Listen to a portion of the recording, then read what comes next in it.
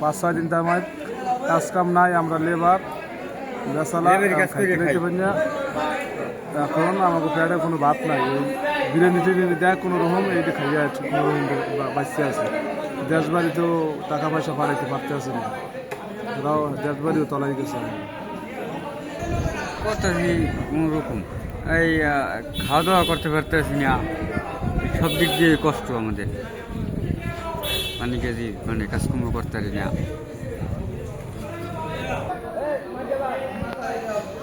এটি হচ্ছে বান্দরবান জেলার যে আর্মি পাড়া যেটি রয়েছে, আর্মি পাড়ার যে চিত্র। এখানে সড়কের উপরে পানি, এটি লাগাতার টানা 5 দিন বৃষ্টির কারণে এখানে 5 দিন ধরে এই পানি লেগে আছে। এখানে যে মানুষের জনজীবন অনেকটা বিপন্ন অবস্থায় তারা আছেন, অনেক কষ্টে। তারা অনেকেই কর্মজীবী, শ্রমজীবী, তারা নিজেরাই কোনো রকম চলতে পারছে।